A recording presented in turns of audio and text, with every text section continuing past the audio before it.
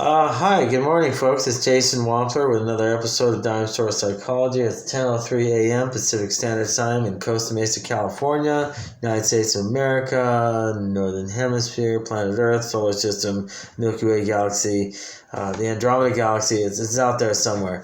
I take these things day by day. I can always draw on experiences from like 15 minutes ago when I talk about these shows. I don't really plan in advance. When we talk about human psychology, I'm always a proponent of peaceful, amicable relationships with your friends, your family, your neighbors, even interspersed with a little bit of what do you call it? A little bit of humor. Two things I want to talk about today: my extraordinary, deplorable excess of personality, and the fact that I tend to dominate every single conversation I'm part of. I don't know what to do except bring a roll of duct tape with me and shut the hell up. But guys, if you make commitments to yourself, you sit by certain values, and you think all the time. You don't think well, but you do think all the time. You do, in fact, tend to have a lot of things to say. And if you try to find wisdom and common sense somewhere, and you keep at it like the squeaky wheel always gets the grease, you're going to get a lot of it. Unfortunately, it's not that my personality is overbearing, but my personality is just so damn strong. It kind of bowls other people over. I want to hear other people talk. I don't want to talk at them or to them. I don't know if people want to hear me talk, but again, every conversation I seem to be part of, I dominate, and I'm kind of feeling uncomfortable with that. I don't like wielding control over the other people. But anyway, so that's that. So that's my story. The other thing I want to talk about, though, hey folks, when you get a chance, spend an hour making a list of names and phone numbers of people you need to call on the phone. And you can call, you can text. You can contact them through Facebook. My suggestion is actually call or phone, leave a voice message, and or leave them a text. Now, here's the thing. Elizabeth Banks said in one of the interviews with one of the movies she was directing, or after one of the movies she directed, she's a wonderful, creative woman. She's very intelligent. She's an excellent movie director. She's directed a couple of movies that I know of so far. She said human beings are herd animals. That means human beings, they bounce off of each other. They get together. They encourage each other to newer and greater things. We encourage each other. Human beings need other human beings. No man is an island. So that's what I took away from that statement. I never forgot what she said. But here's the thing. Spend an hour or two making a list of names, phone numbers, with phone numbers, emails, and possibly contacts through Facebook.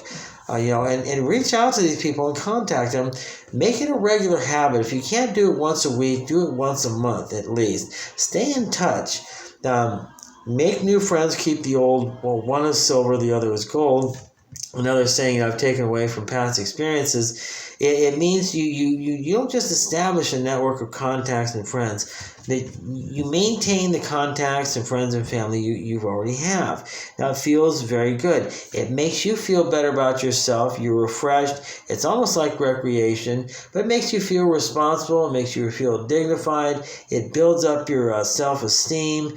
You're in a better headspace, because when human beings talk with other human beings, their knots get untied and by untying your knots, and your knots get untied by untying their knots. So it's a win-win. So the thing is, maintain contact with your pre-existing social contact or social relationships with your friends, your family, your workmates. As long as you're not in close association with people who are talking you into engaging in destructive habits, self-destructive or destructive other people, you're fine.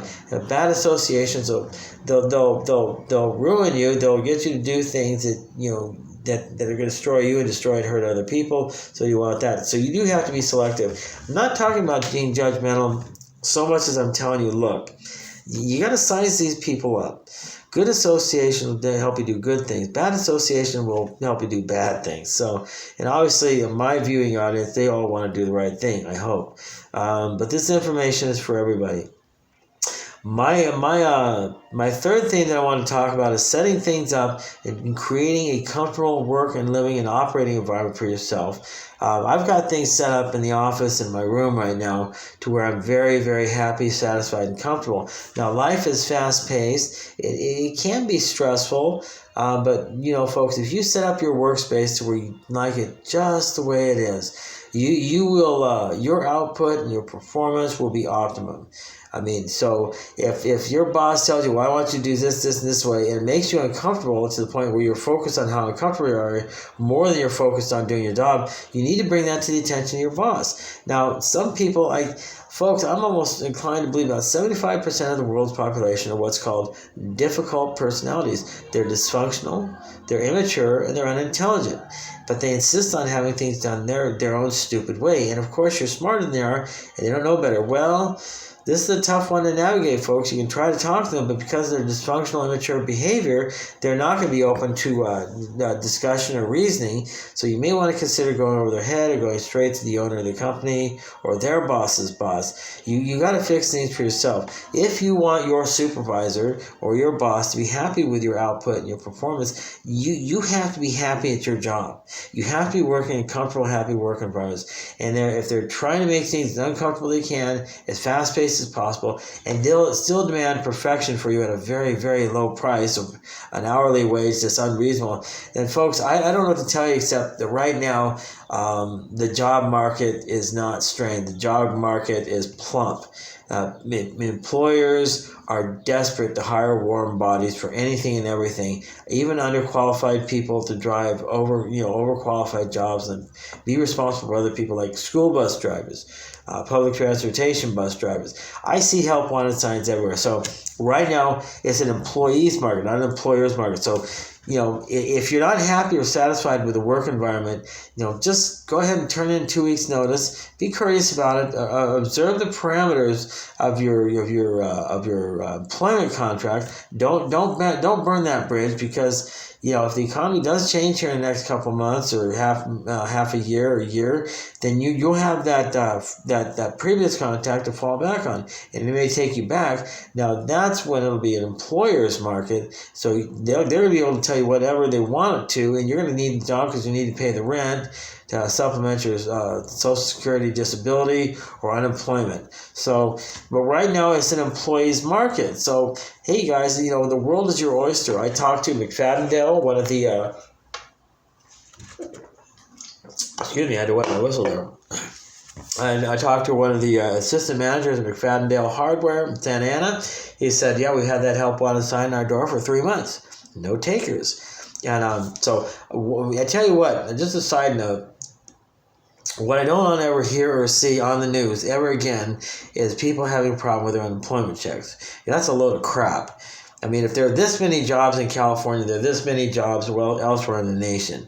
The economy is robust, and it's steaming. It's going full steam ahead. So I'm not buying any of this nonsense about a downturn in the economy.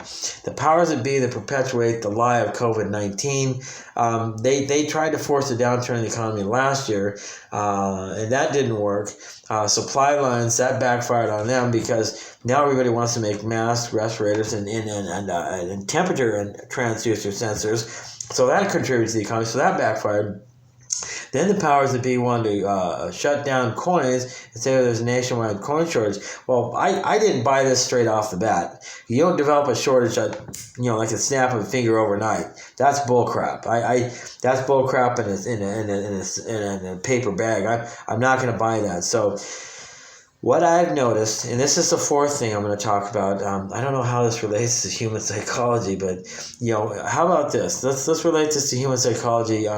Perceiving the obvious, seeing patterns. Now, I'm 51 years old, so I've lived through 4 different recessions. The recession in 1980, the recession in 1990, the recession in 2008, and that's 4 so far.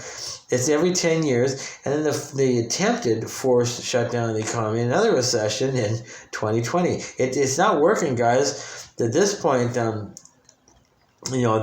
banks, insurance companies, the the health management organizations, the members of the military industrial complex, and other mega huge, what do they call it, corporate conglomerates in the United States of America and the world economy. Well, the world economy follows the U.S. economy. But look, guys, you need to perceive something.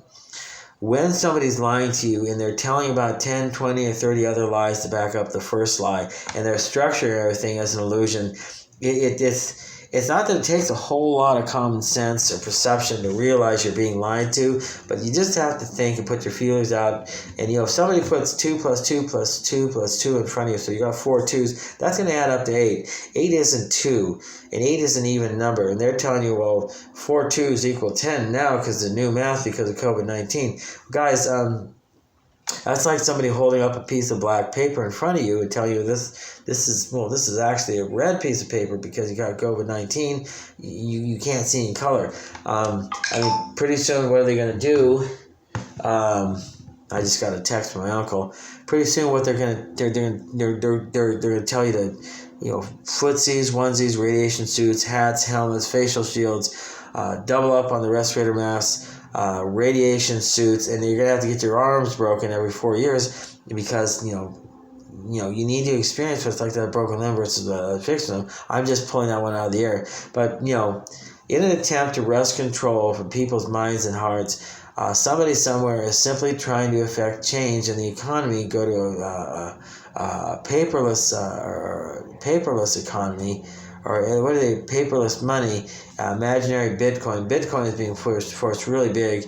I have a theory about the founders of Bitcoin.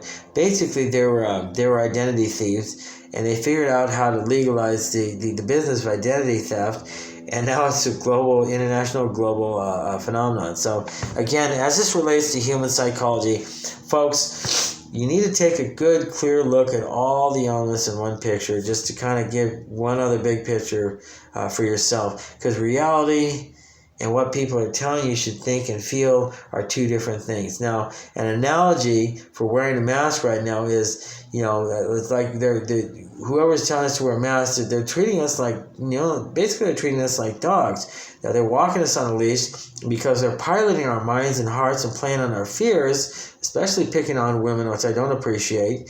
They're walking us on a leash. Now, they've talked us into imprisoning ourselves, so now we're wearing masks on our own. Well, so they're saying, they're patting us on the head, now that's a good dog, you're very intelligent. So they take the handle of the leash, put it in your mouth, say, you're so smart, you can now walk yourself on your own leash. Hey guys, I gotta tell you, it's one thing to allow yourself to be misled and directed by other people, but then for them to be able to step away and you go away with that program and you insist on imprisoning yourself by wearing masks and believe what they say, and you allow yourself to be trained and disciplined this way. Folks, it's an all-American tragedy. If you're mentally flaccid and you're cowardly and you're weak, you're going to do what other people tell you. I don't mean to insult an invisible imaginary audience, but hey guys, come on, man. You have to start thinking for yourself. Masks are dust particulate. They keep out the dust. The virus is not dust. The other thing, it recycles your waste carbon dioxide. It superheats your mouth, your throat, and your lungs. You can't expel harmful bacteria from your respiratory system, and it's just a dust particulate mask. People who wear masks, they're going to get the virus if they're susceptible. People who are elderly or chronically ill or infirm and they can't be healed because of their age or circumstances, of course they're going to be taken out. But it's not just by the COVID-19 virus. It's simply a matter of sickness on old age, which leads to death.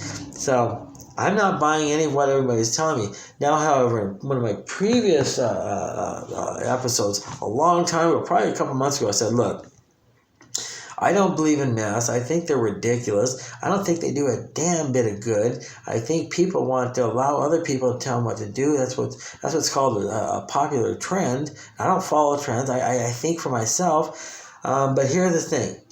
I don't want to get angry stares at other people because I'm not wearing a mask in one of their facilities. So I'm going to wear one.